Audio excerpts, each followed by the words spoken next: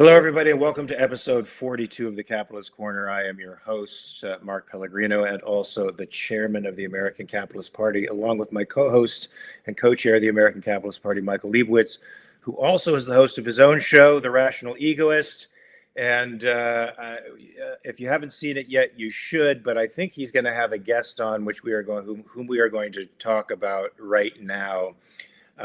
Before I talk about that, Mike, though, how you doing? I'm doing swell. I mean, I'm up. I've been up for a while now and gotten some things done, got some reading done. I listened to a assessment of the Dave Smith debate given by Bob Murphy, who, he aligns with Dave on most things. Yeah. So, but I listened to it. I wanted to get his take on it. I disagreed with much of it, but he seemed to be, he was fair about his assessment. I'll give him that. Yeah, I'm not a super huge fan of Bob Murphy. No, he blocked me, and I have no idea why on X. Because you're a capitalist. Because you're a capitalist. I don't know. Like, I've had some pretty, toxic interactions with folks, but never Bob Murphy. And one day I just clicked on a post because it was interesting, and I saw I was blocked. I just saw him do a debate with somebody who I think was one of the originators of MMT theory, and I expected Bob Murphy to come out of the gate slamming and just kicking the crap out of this. But the MMT guy actually made a better presentation, and if I were to judge who won the debate, I would say the MMT guy won the debate. Oh my goodness, that's brutal. Dude, as a Misesian, as a guy who's a professor of economics, that's a bad show. Right there. That means you can't explain your principles very well. If somebody who agrees with you says, the MMT guy made a better point than you. Yeah, that's rough business. It's rough. But anyway, speaking of rough businesses here, we have a president who has been stepping over the line pretty much from day one. He's been in office now for 130 days or so, and he's throwing out a lot of executive orders, and he's been pushing us slowly but surely towards a constitutional crisis and testing the boundaries of executive power. And thank Dad, the judicial branch of our government has been pushing back, which has been saving us from a lot of the more damaging aspects of his temporary fiefdom, as I think he sees the United States of America now, and his mandate to control everything that goes on in American life.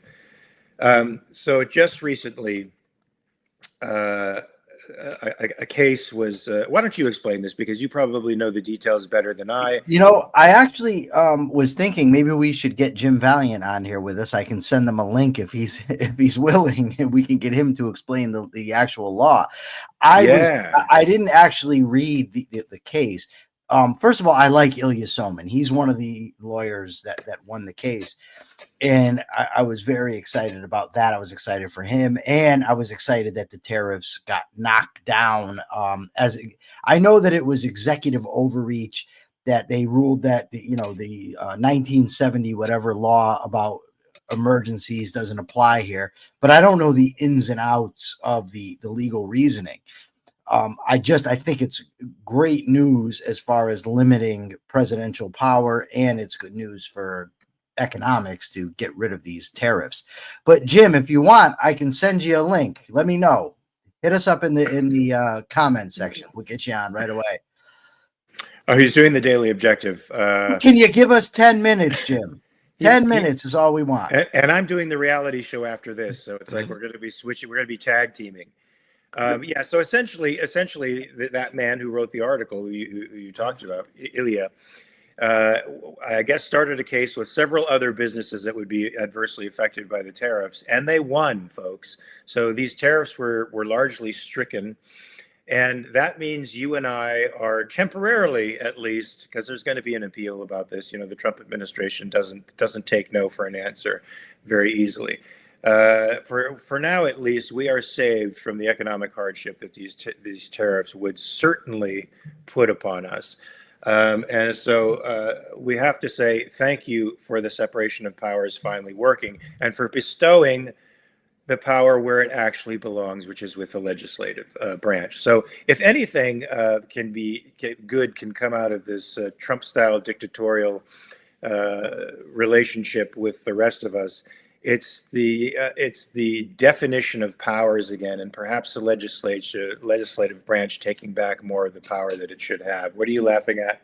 I'm laughing because I had to tell Jim I emailed it to him. I didn't send it the normal route because I don't want to risk clicking off this and exposing my tech ignorance again. So Jim, I sent it to you via email, but you can still just go click it and you come right in. But you better not team up on me with Mark. If you start that, I will hit the remove for at least one of you, maybe both. I don't know. I don't think there's a reason for us to team up on you on this particular issue. No, I think we're all going to be in. We're all going to be in agreement. It says Jim's going to know all the minutia that we don't know, and he'll teach us a few legal lessons. Randy Garrett says the reversal doesn't solve all the economic damage. Just talking about it. No, of course not. No, I agree with you, Randy, 100%. But it's better than not having it happen, and that's for sure, in my view. That's true, and it's also re-injecting certainty back into the market so that people can start making choices now that they were putting on hold for a long time. Trump doesn't seem to realize that economic uncertainty is not good for business. I'm laughing. I know you're going to ask me. The reason I'm laughing is I got this picture in my head. Whenever I interviewed Jim Valiant, right? Jim, I sent it to you by email. He's telling me email him again. Okay, I'll do it again. But anyway, so the reason I'm laughing is because whenever I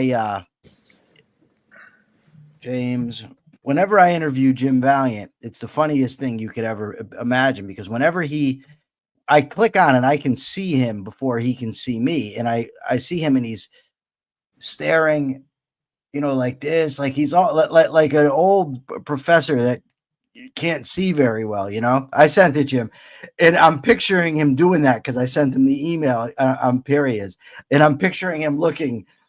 Look, you can see him. Can you see him, Mark? He's doing it right now. I can't see him. There he goes. You might have caught the last. I am here. Jim, I was telling him I was laughing because whenever I interview you, I can see you before I hit add to stage, and you're always like almost like a Mr. Magoo character. I'm nearly as blonde as Mr. Magoo, so yeah. All right, Jim. So break this down for us. Yeah, take us through it, baby. This case was decided by the Court of International Trade, which is a court of special limited jurisdiction that handles international trade matters like tariffs and customs. And it was decided under the 1977 International Emergency Economic Powers Act. Now, the court, that never has a tariff been imposed under that act. So what Trump was doing was unprecedented and sweeping. So it's all these reciprocal. There are other means by which you can impose a tariff. For example, the untouched are the auto, steel, aluminum tariffs, and there are ways you can get tariffs done other than this emergency power. But to do what Trump wanted to do, sweeping tariffs on nearly every country in the world, these reciprocal tariffs, the 10% tariff that's currently being imposed, the tariffs on Canada, Mexico, and China, which are designed to coerce their behavior on fentanyl and immigration, all those were struck down as an excessive overreach under the 1977 Emergency Economic Powers Act. And so what they found was, one, there ain't no emergency here. Two, even if there were an emergency, your actions would have to be narrowly tailored to fix that problem. Never before has such a sweeping thing been done under these emergency powers. They begin by saying, yeah, Congress has the power to impose tariffs and any tax on the American people. President just can't raise taxes on the American people willy-nilly on his own authority. The truth is, though, since the 1920s, Congress has given certain kinds of power under certain conditions. They have to go through the Commerce Department and make their case there, That's why Trump wanted to bypass this. So these are the tariffs that, not all the tariffs that he's imposed, and there may be other ways he can get some of these tariffs back in there. But to have such sweeping tariffs as he imposed on Liberation Day, talk about an Orwellian term, all those have been enjoined now. I think this case, it was solidly reasoned. I mean, a dozen states, 5 different businesses helped by the Institute for Liberty and Justice and Professor Ilya Somin prevailed, and their logic was sound. The court's logic was sound. This is sweeping and unprecedented. I suspect that this will largely be sustained on appeal. A lot of people are saying, well, maybe the contours will be, defined. That may be, and maybe I'll be surprised. But this was was an assault on what Trump did on multiple fronts. So all the Court of Appeals, when it goes to the Court of Appeals next, and the Supreme Court have to find is one or some of the findings of this court, and we can say goodbye to those Liberation Day tariffs. Nice. Now, hey, sorry, Michael. James, Aaron has a question. Why did it take as long as it did to make that ruling? Jesus, welcome to the American court system. Remember, this was April 2nd. We're now not even done with May. So it's less than 2 months. And we've got a court ruling from the Court of International Trade saying that this is unconstitutional. Even if it is constitutional, it doesn't comport with the 1977 Act of Congress, and was basically a presidential power grab of an unprecedented sweeping nature. So the really good news is not that we'll be tariff free, but that the courts are pushing back on the dictatorial powers, one might say, that Trump is trying to assign himself by declaring an emergency. One of the worst things is coming in saying there's an emergency. He declares the emergency. Get this, the White House spokesman, what he said was, no unelected judges can tell us how a president can respond to an emergency. Oh, I see. So the president can declare an emergency, and right. then he can define his own powers, emergency powers under that, and without any judicial review. Gotcha. Check. The White House's position is so unreasonable that adds to my confidence that this will be sustained on appeal. But in less than 2 months, that's actually, sort of light speed for the judicial process. These were smacked down, and the executive power has been appropriately limited. I've just posted Ilya Somin's article to both Facebook and X, so anybody can go read it. And Jim, I'm sure you'll agree. If you don't, correct me. But Ilya Somin is a great follow. I think everybody here should follow him. If you're looking for, oh my goodness, if you're along looking with for Randy Barnett and Richard Epstein and Adam Mossoff, he's one of our great legal. And I've interviewed 3 out of the 4. Adam Mossoff hasn't responded to me, so if anybody knows him, get him to. But the other 3 I have interviewed, and Ilya Somin is a very, very good constitutional mind. He writes a lot of articles for the Volokh Conspiracy, and he's on X and he's on Facebook. Give him a follow. He is really, really good. What a brilliant job he did. He took up the cause of these. There were several small businesses that were directly impacted. And he filed suit for them, made a great argument. The court largely adopted his position, at least covered all the issues he did. What a brilliant job he did. We all owe Professor Somin a thank you. Yeah, and by the way, the gratitude's huge. You can see it out there on X, Facebook, everybody. Just thank you, Professor Somin. And the stock market. And lots of people are relieved to see that there's certainty in the market now. But James, I want to ask you a question. What's the possibility of them taking up these larger tariffs for steel and automobiles? Because those are damaging and protectionist as well.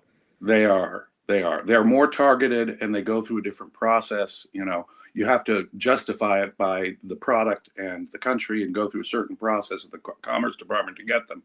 That is a well-established process. Since the 1920s, the Congress has been giving the executive branch power to impose tariffs to a certain degree, to a limited degree, with a certain process. And that process was revised in the 60s and then even later.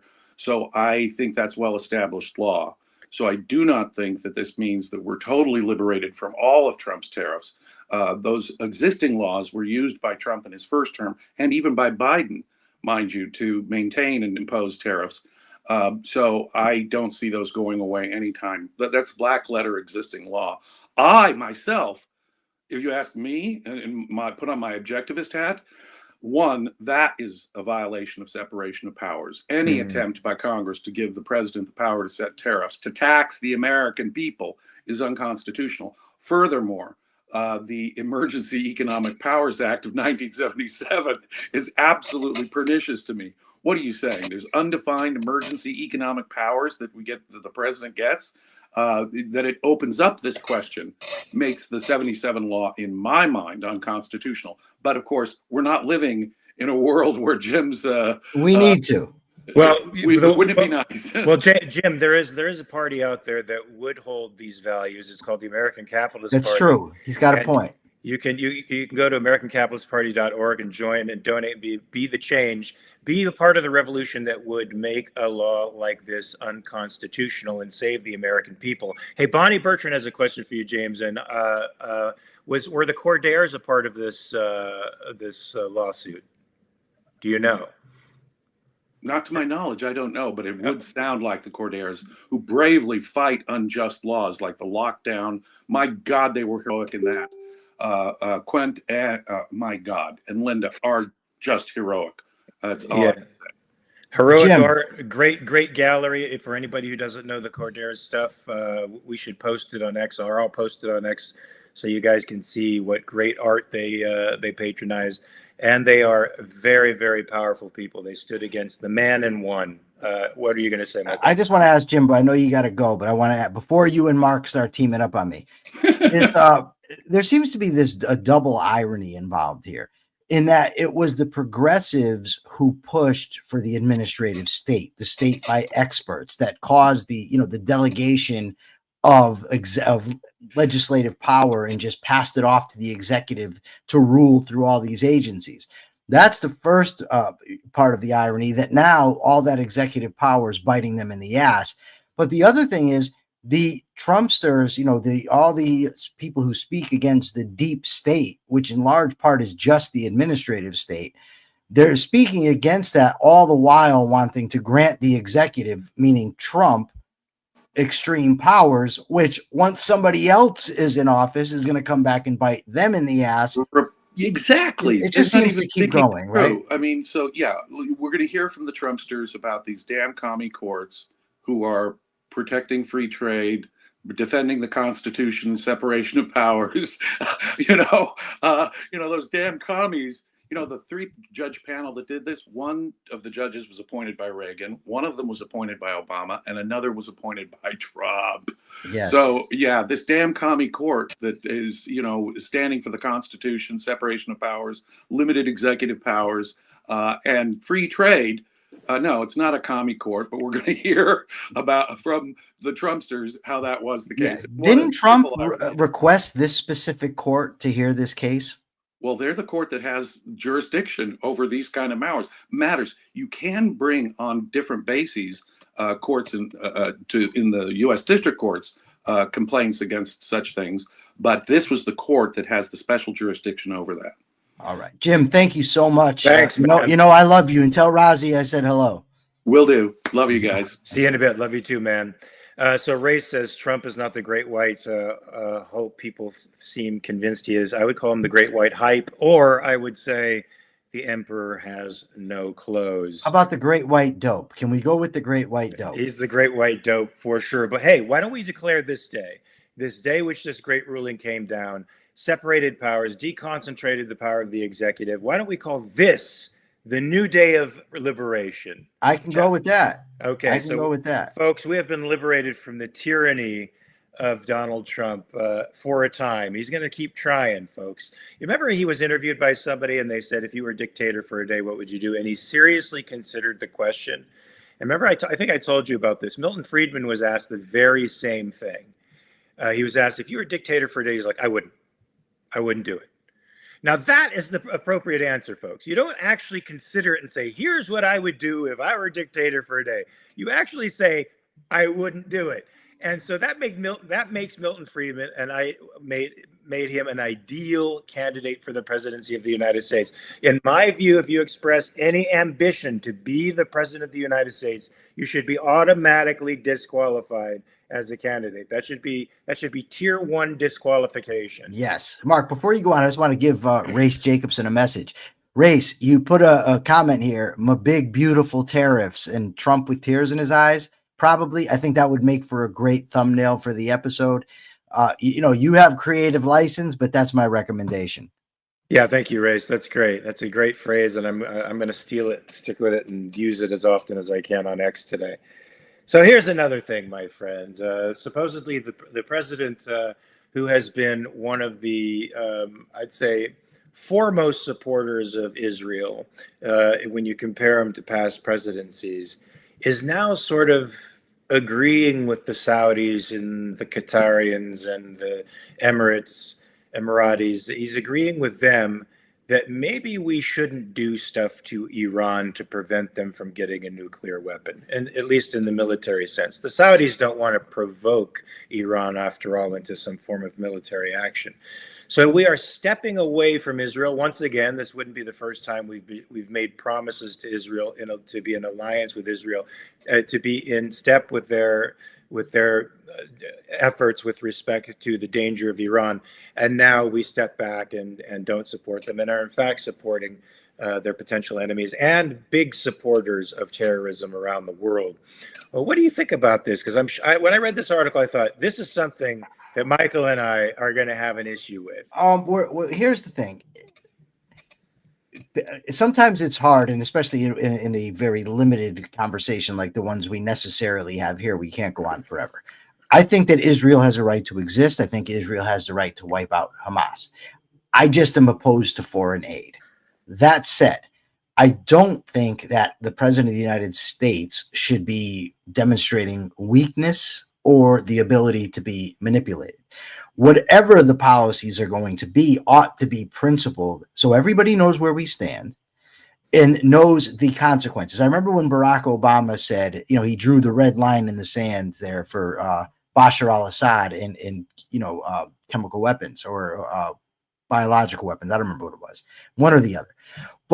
And then he did it and nothing happened. Now, I was opposed to drawing the red line to begin with.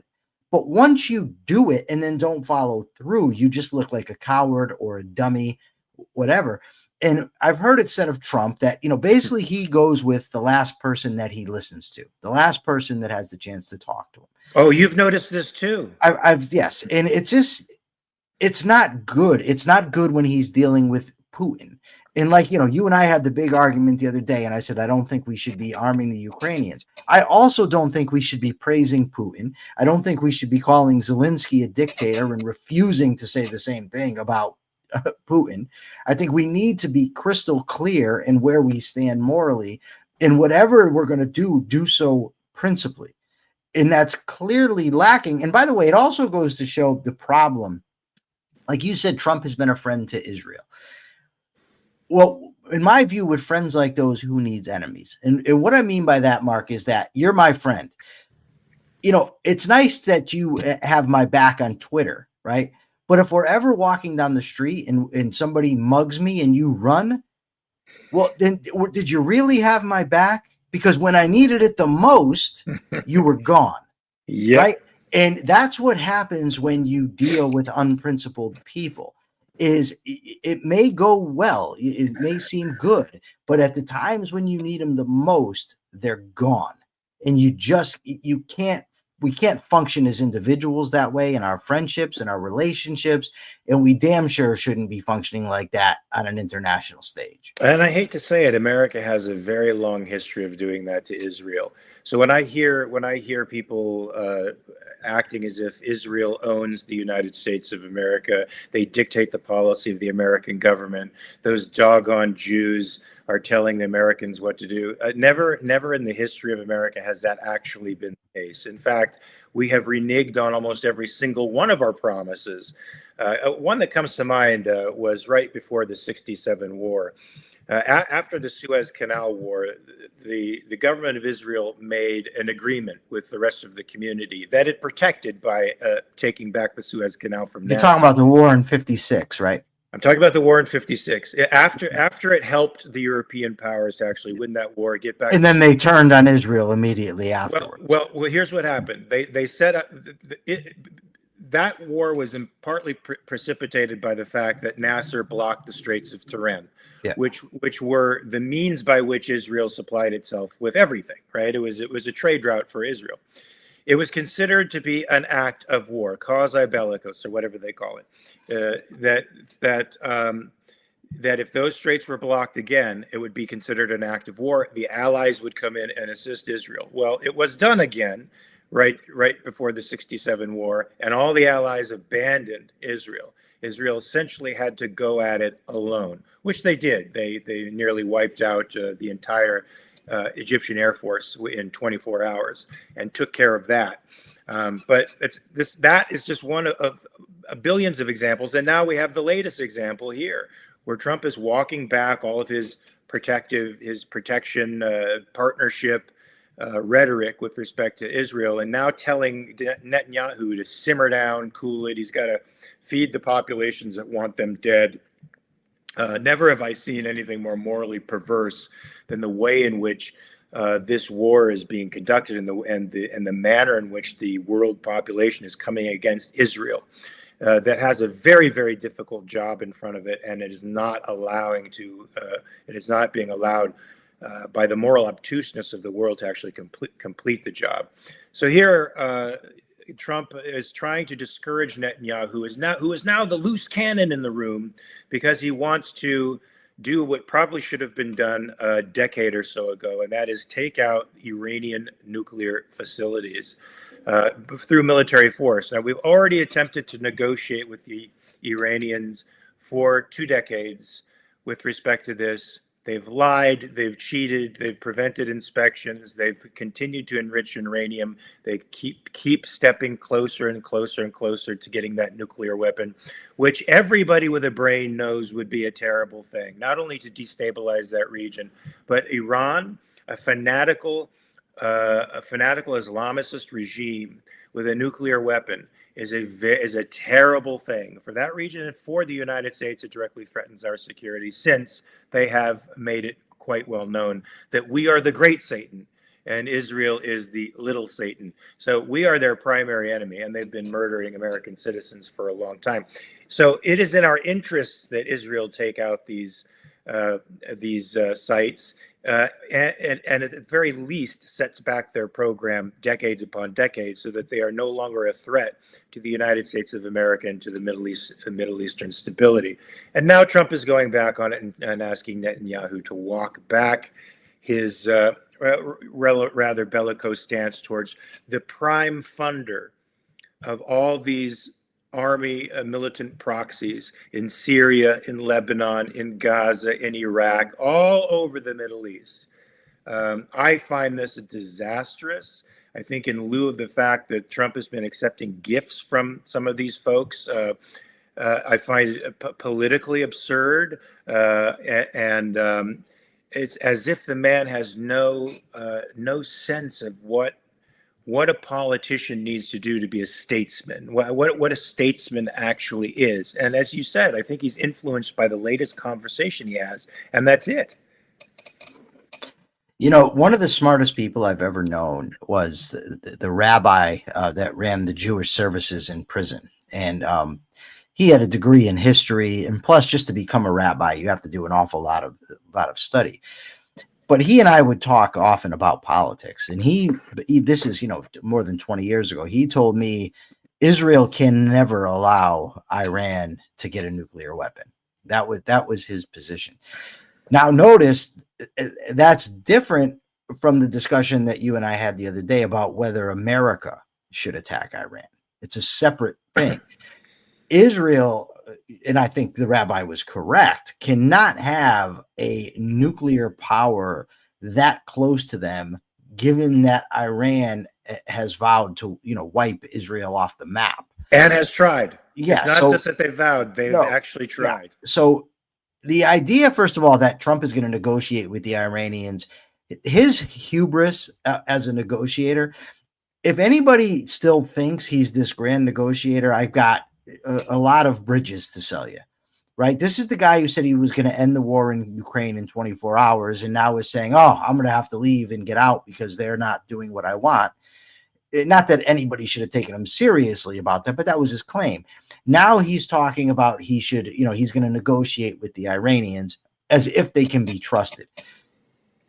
My problem here is in telling Israel what they can and can't do, right?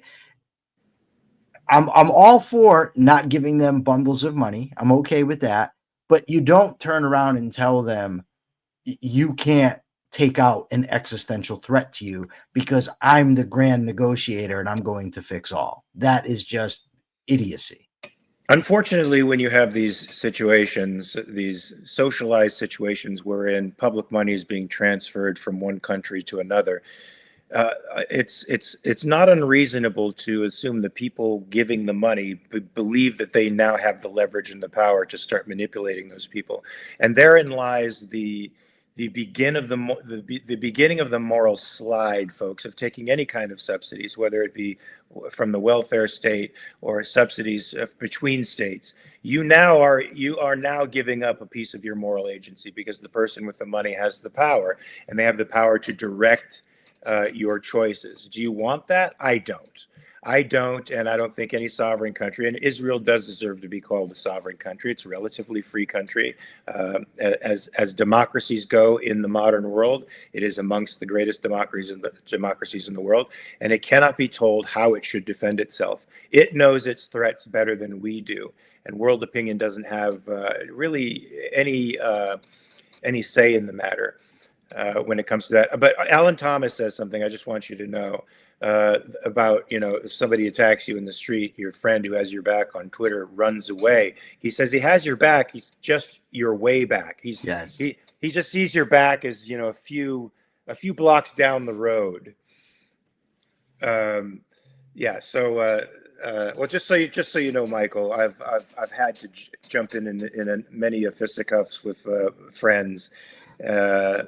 I didn't want the fisticuffs to happen, but they happened because my friends happened to be animals. And I had to choke out a few people. But when we were out when we were in Washington, D.C., Razi Ginsburg comes to me and he's got to go somewhere and he wants to walk, and he comes and he says to me, "Hey, you mind taking a walk with me, through the streets of D.C.?" He said, I think it'd be good if I had a convicted felon with me in case something jumps off. I remember that. Yeah. So I told him, I said, okay, Razi, but you understand a felony conviction doesn't mean I can fight. Right? like I was good at pretending to be tough when I was young. I wasn't actually tough. He said, okay, that's fine. I said, all right, well, let's go. I mean, if someone mugs you, I'll help, but I don't know how good it's going to do to get both of us to get our asses kicked. But, I guess that's either here and there, but it's funny. I got to tell you, most of the, I watch YouTube videos sometimes of prison fights, and I'm actually surprised at how badly they fight.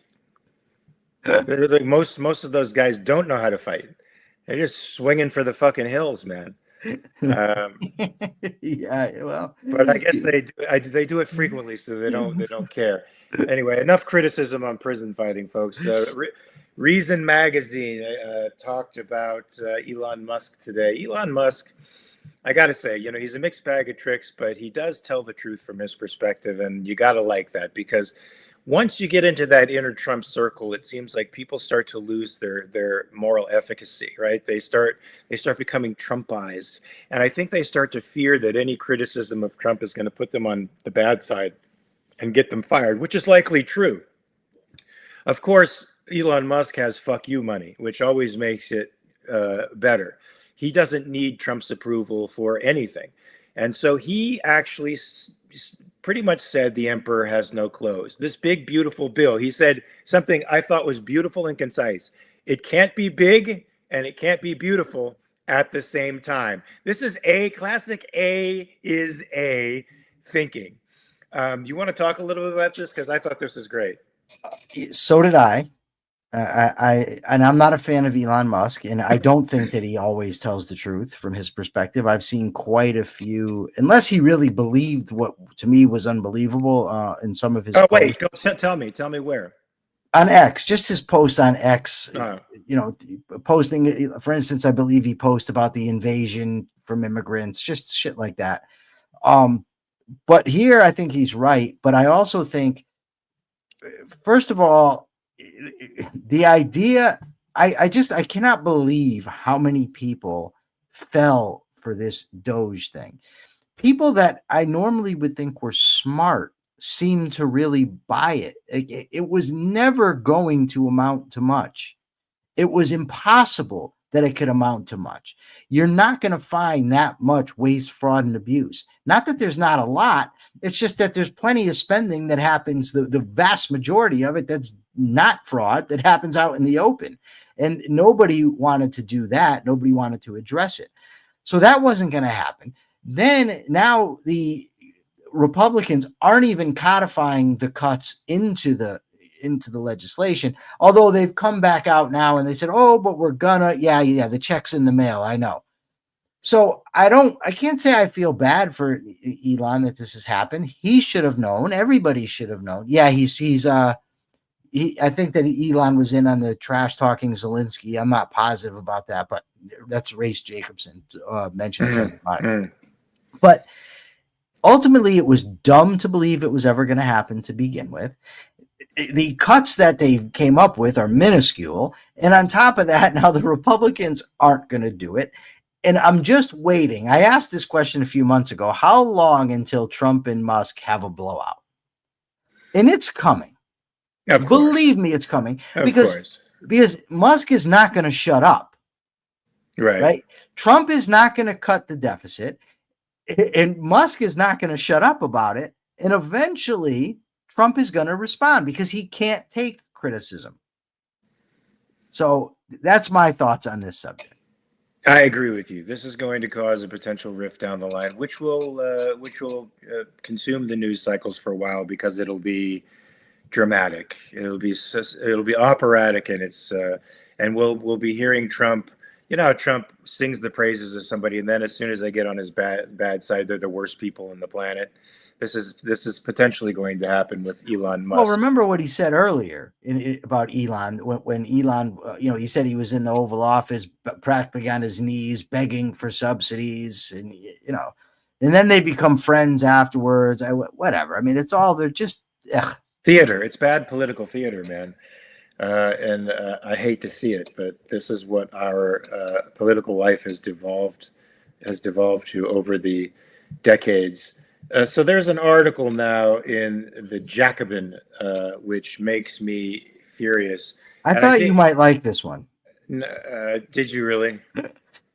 I think you send me these articles just to inflame me in the morning. So who is this guy, David Moskrop? I didn't even actually read his credentials at the very end of the article. He's likely a professor of some type. I don't know. I get Jacobin magazine because 2 years ago I debated one of their writers, and so I get the magazine. Do you have to pay for this? No. I think you can. I'm not mistaken. I think you can pay for the updated version, much like with a lot of these, but I don't. I just get the article.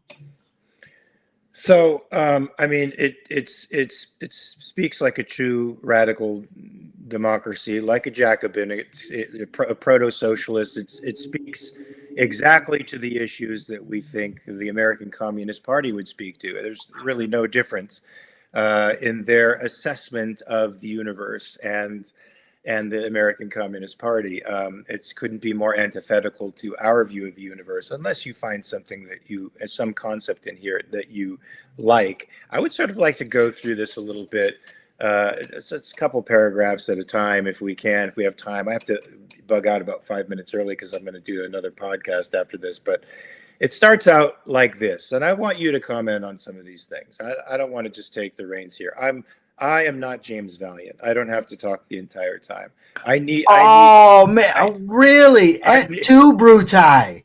Et tu, Brutai. On behalf of Jim, let me just say it. You may have to explain that reference to a number of people in this talk, in this chat. They might not know it. So here's how this article starts out. America's richest earn in hours what ordinary workers earn over a lifetime.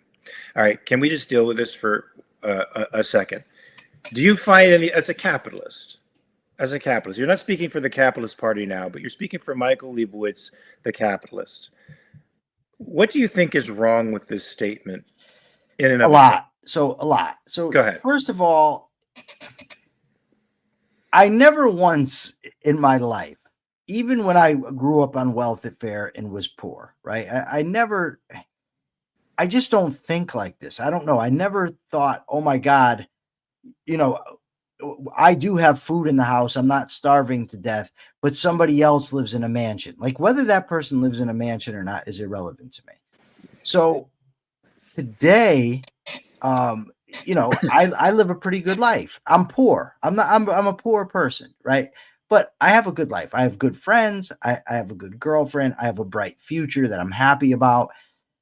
It does not affect me that Elon Musk is a billionaire. Like it doesn't take away from my life at all. None. This is pure pandering to envy and to the desire of some people to feel like they've been screwed in some way. When usually they have not. Sometimes they have. So that's the first part. Secondly, the idea that it's the government's job, which is the implication here, to equalize incomes is absolutely ridiculous. It's not their job to do so. But it's also the case when they talk about this, and Thomas Sowell made this case brilliantly, that when they're speaking of growing inequalities, they're talking about statistical categories, right? So they say, for instance, the top 3% and say the bottom 20%. And they say over the last 50 years, the top 3% has grown so much and the bottom 20% has only grown this much. But what they don't say is that these aren't the same people. The bottom 20%, it does not consist of the same people. People have had upward mobility. They've gone out of that. And the people who were formerly in the top 3% have gone down. It's not a static thing, but that's what they try to make it seem it is. In fact, the economic mobility downwards is oftentimes faster and more often than the economic. Now I will say this, to the degree that people are getting wealthier because of government favors, say tariffs or government subsidies or government loans or government licensing that excludes certain competitors. In that sense, I could say people are getting screwed, but I seriously doubt that the writers for Jacobin are talking about getting rid of regulations and getting rid of that sort of thing. They probably would say, let's get rid of corporate welfare, but they wouldn't say we need to eliminate rules on licensing. We need to eliminate, for instance, these ridiculous hoops that drug companies have to jump through in order to put out a medication. So they're not going to do that, but that's what really needs to happen. If you want people to get screwed less, get the damn government out of the way. Exactly. Now, you said almost everything I was looking for except for one thing. So yes, it's important for people to know that when they talk about the rich and the poor, they act as if these numbers are static when it is simply not so. The vast majority, as in somewhere in the neighborhood of 90 to 95% of the people in the poorest quintile always move up and out. They are upwardly mobile. And the people of the top tier almost always move down and move up. These are transitory phases, economic phases that people go through, folks.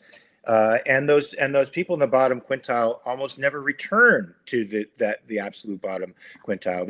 There's a very, very small percentage of people that stay for various reasons, but it's a very, very small percentage. And all of that is true, but not exactly what I was looking for. Because I want to throw this by you. America's richest earn in hours what ordinary workers earn over a lifetime. What is never talked about when they're talking about the disparity in earnings is the disparity in value creation.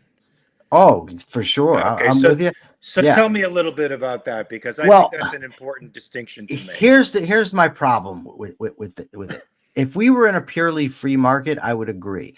But I'm hesitant to talk about value creation in a system where people are excluded from competing, where companies are protected by means of tariffs, where regulations are tilted one way or the other. But I mean, if you look at somebody, let's say Tim Cook, right? But let's even go back further, Steve Jobs. Steve Jobs, Even Bill Gates. yeah, Bill Gates. He's good too. In terms of what they've created to make the world a better place, it's far more than what I create as a podcaster, right? I mean, it's just a fact. I mean, I wish I could say, look, I'm doing so good. So they're getting remunerated for the value that they created. I just, like I said, I don't want to go there because when I answer questions or when I'm in a debate, I anticipate objections. And one of the objections could be, yes, but they were given subsidies. For instance, let's look at Elon Musk, right? Yes, he's contributed a lot of value. He's also received a lot of subsidies from the federal government. So then somebody points that out and you end up arguing about that, which of course my answer would be, okay, we'll get rid of that. That's a problem that people are benefiting from federal subsidies. I'm all for getting rid of it. But generally speaking, I think even in our highly regulated economy, I think you're correct. And I think what people also don't understand is what it takes to succeed. Even something like this show, right? I've had a friend say to me, well, how much work is it? You only are on for an hour a day. And I'm like, yeah, dude, what do you think? Where do you think the articles come from? That they just from osmosis jump into my head and email themselves to Mark?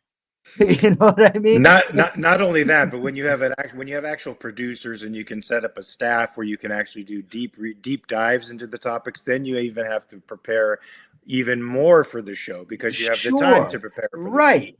And there's that, and then there's the creating the morning thumbnail, the afternoon thumbnail, getting the links right, sending the links.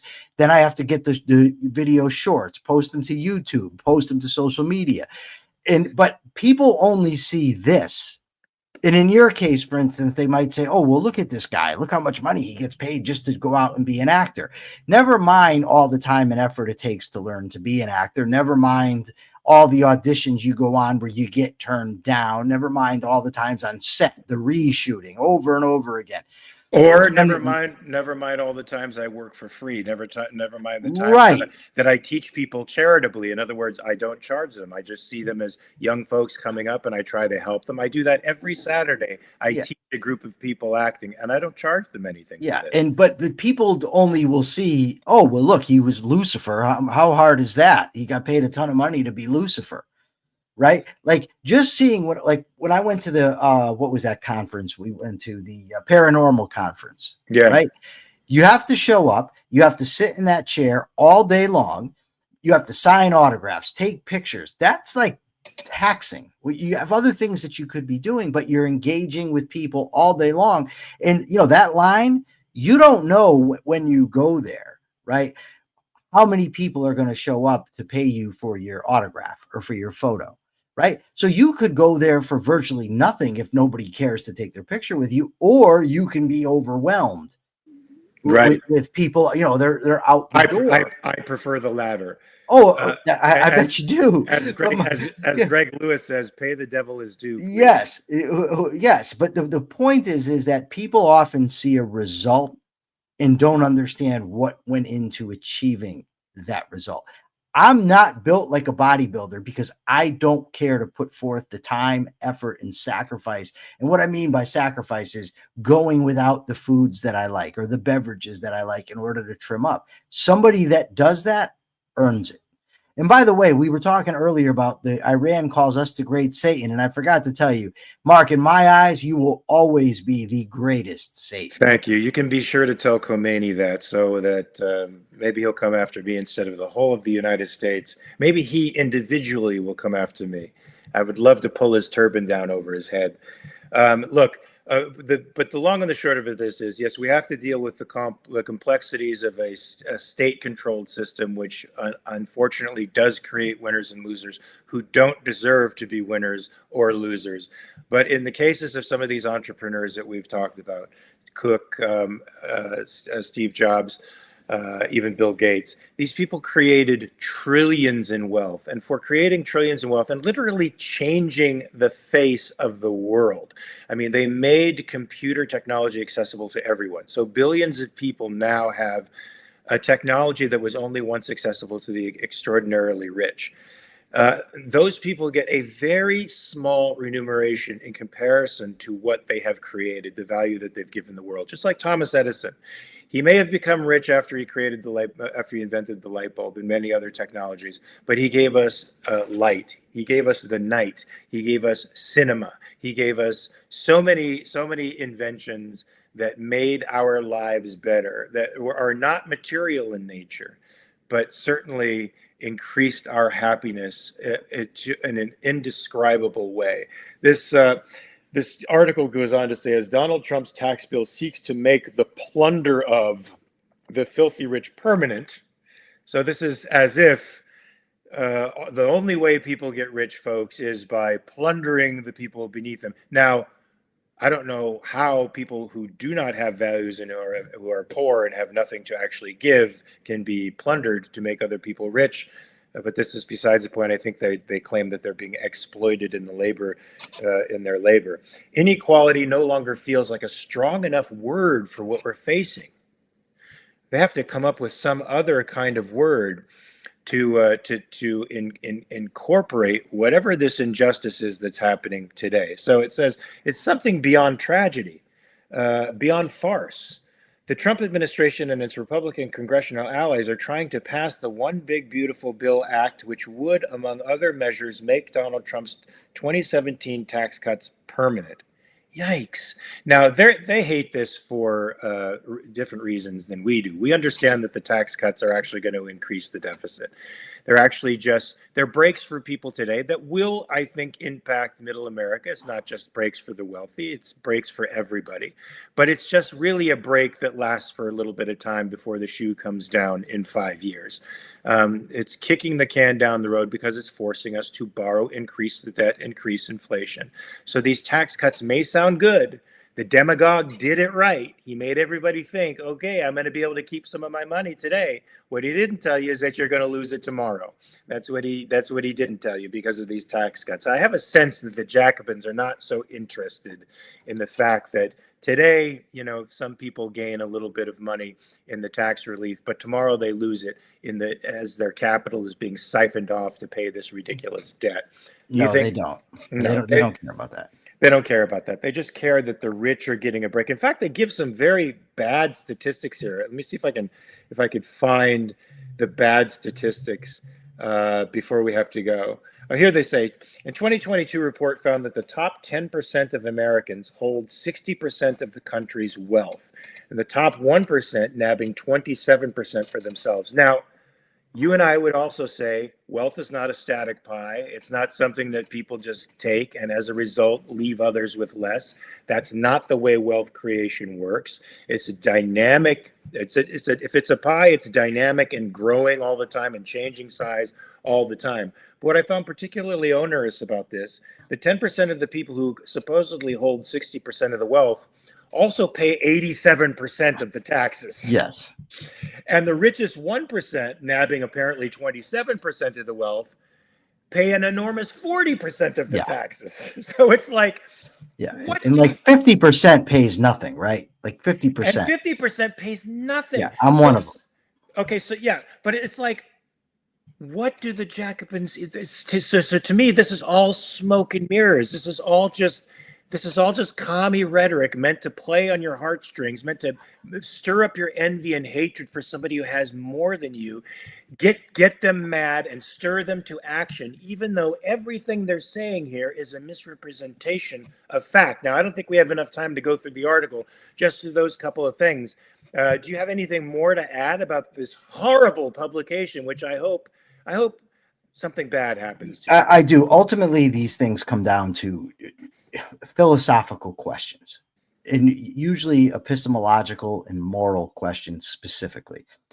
When you think about, for instance, the idea that the lower classes are being plundered, they start with the labor theory of value, right? That labor is responsible for all value. And by labor, they don't mean work. They mean basically wage earners, right? But even with that, labor is not the source of all value. That's not true. But that takes a philosophical approach to defeat. There's also the moral assumption that everybody should be relatively equal. That has to be combated. No, people should get what they deserve to get, what other people are willing to pay them for what they offer in return. It should be the trader principle. But those are big philosophical topics, right? It takes a lot of reading, thinking to navigate through them. And you don't get to just pander to the envy of some people. And so that is what we have to fight against constantly. Now, you want me to give the capitalist thought of the day? Please do. Capitalist thought of the day is this. From us pro-liberty people, pro-capitalism, pro-individual rights, it can often be a very arduous task in making our arguments. It can often seem like it's a hopeless situation, but sometimes we get a victory. And when we get a victory, we should recognize it. And this case that was argued by Ilya Somin and others that knocked down these tariffs are both a limit on executive power, which is a huge win for us liberty lovers, and also a movement toward a freer market. Perfect? No, not even close. There's still a long, long way to go, but we're not likely to get everything in one fell swoop. So we should treasure these victories when we get them.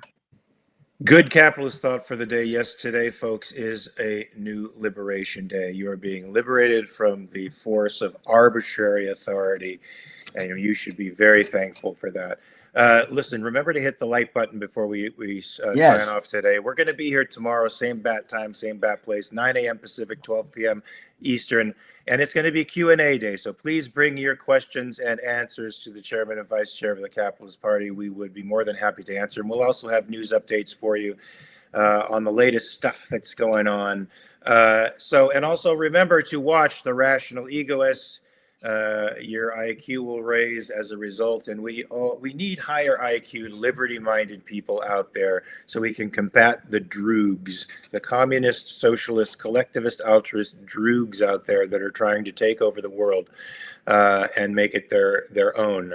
What was that? Was that group in Star Trek? What were they called? The hive-minded folks. I know there's somebody. Oh Lord, have the Borg. Yeah. The Borg. Yes, they're trying to make the Borg, folks, and we will not allow them to do that if we have anything to say about it. So hit that like button. We'll see you tomorrow. And remember, between now and then, to check your premises. Peace.